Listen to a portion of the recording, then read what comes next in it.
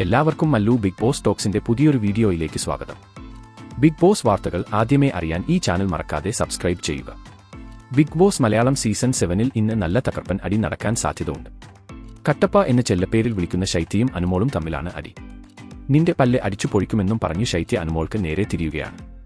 കാരണം എന്തെന്ന് വെച്ചാൽ എന്തോ ഒരു കാര്യത്തെപ്പറ്റി അനുമോൾ നീ അത് പറഞ്ഞിട്ടുണ്ടായിരുന്നോ എന്ന് ശൈത്യയോട് ചോദിക്കുകയാണ്.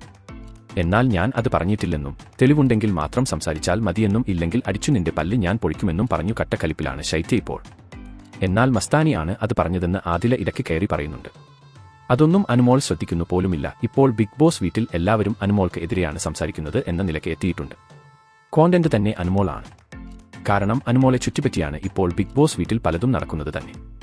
എല്ലാവരും അനുവിനെതിരാണ്. ചർച്ചകൾ ആയാലും വഴക്കുകൾ ആയാലും എന്ത് തന്നെയായാലും ഒരു സൈഡിൽ അനുമോൾ ഉണ്ടാകും.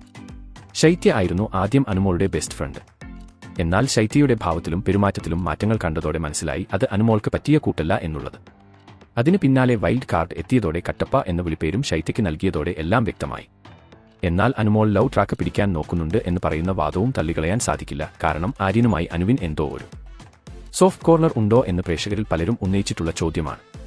പക്ഷേ അനുവുമായി ലവ് ട്രാക്ക് ട്രൈ ചെയ്താൽ ഉപകാരം ആര്യന് തന്നെയാണ്. കാരണം ആര്യന്റെ ഇപ്പോഴത്തെ അവസ്ഥ വെച്ച് നോക്കുമ്പോൾ ഈ അടുത്ത് തന്നെ പോകാൻ സാധ്യത കാണുന്നുണ്ട്. ശൈത്യയുടെയും സ്ഥിതി അത് തന്നെയാണ്. കട്ടപ്പ കളിച്ചതോടെ കൂടുതൽ ഹേറ്റേഴ്സിനെയാണ് ശൈത്യ നേടിയത്. ശൈത്യ ആദ്യമേ പോകേണ്ടതായിരുന്നു എന്നും അനു കാരണമാണ് ഇത്രയും നിന്നതെന്നും ആണ് ഒരു പറ്റം പ്രേക്ഷകർ പറയുന്നത്. എന്തൊക്കെയായാലും വൈൽഡ് കാർഡ് വന്നതോടെ ഒന്ന് ഓൺ ആയിട്ടുണ്ട് ബിഗ് ബോസ് വീട്.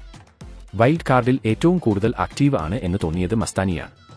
പക്ഷേ ഒരു ചീപ്പ് ഗെയിം പ്ലാൻ ആയിട്ടാണ് മസ്താനി ബോഗ് ബോസിലേക്ക് കയറിയിരിക്കുന്നത്. അത് രേണുവും മസ്താനിയും തമ്മിൽ ഉള്ള വഴക്കിൽ നിന്നും എല്ലാവർക്കും മനസ്സിലായ കാര്യമാണ്. കൂടാതെ അനീഷിനോടും ഇത്തരത്തിൽ സംസാരിച്ചിട്ടുണ്ടായിരുന്നു. ഇതിനെപ്പറ്റി നിങ്ങളുടെ അഭിപ്രായങ്ങൾ എന്തൊക്കെയാണ്? അഭിപ്രായങ്ങൾ താഴെ കമന്റ് ചെയ്യുക. അപ്പോൾ ഇതുപോലത്തെ കൂടുതൽ ബിഗ് ബോസ് വാർത്തകൾക്കായി ഈ ചാനൽ മറക്കാതെ സബ്സ്ക്രൈബ് ചെയ്യുക.